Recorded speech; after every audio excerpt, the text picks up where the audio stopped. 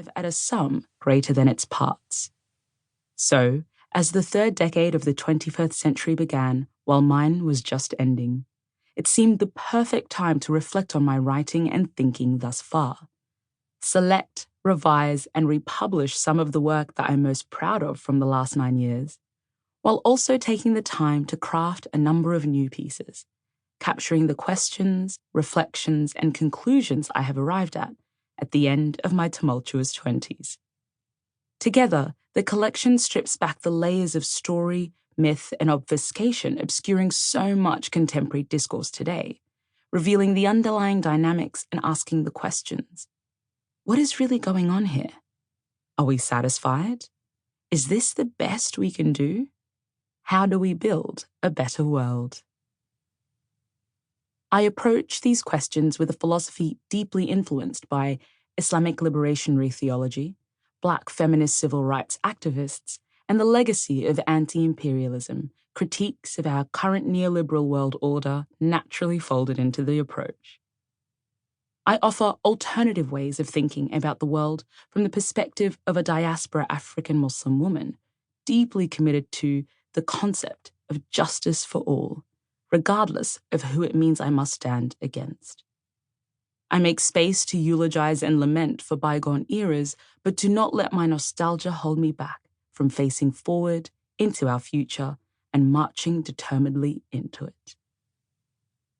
While 8 new pieces are the throbbing heart of this collection, together the old and new all speak to some idea of change, transformation, resistance, revolution. Split equally between 2 sections, the public and private self, as well as systems and society, the most recent pieces were written while on my writer's residency at the Cité Internationale des Arts in Paris. They encapsulate my current thinking on several disparate yet connected contemporary issues: Islam and social justice, power, language, relationships, and change. Sitting alongside some of my earliest pieces exploring life on the rigs, the 2019 Sudanese uprisings, an engineer's explanation of the South Australian blackouts, and a vignette of my first trip to the famed, or infamous, Summernats Car Festival, I hope not only to reflect on collective revolutions, but my own personal one. From a 20-year-old rig worker with engineering training that led me to believe I had all life's answers, to a peripatetic life in the heart of the old empire, I talk of revolution because that is all I know now. It is all I can think of. It is what we have left.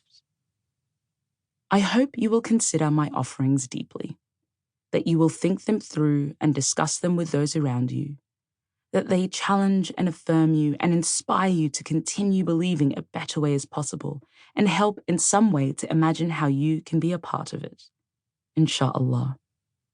I trust you will receive my vulnerability with grace because there are parts of me I have left on these pages in the hope that you, dear reader, will recognize something of yourself in the grief I express. Insha'Allah. These are lofty aspirations, to be sure, but fortunately, hope is free and a renewable resource. Read the pieces at your leisure, take them slowly or all in one go. Find what works for you and run with it. If anything, may this collection convince you that it is no longer the time for just talking about a revolution. Perhaps it's time for us to do something about it. Yallah, on y va? Part 1.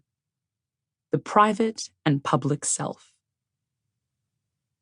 Words mean things. I'm not a huge one for reading thick philosophical texts. I'm a lass who needs plot and action, and let me tell you, Heidegger is just not that.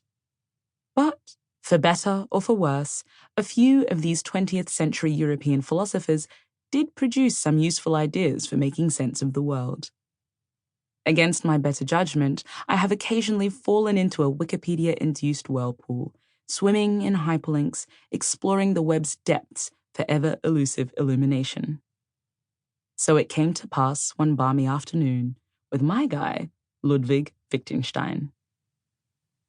Wittgenstein did a lot during his 62 years on this planet, including receiving a diploma.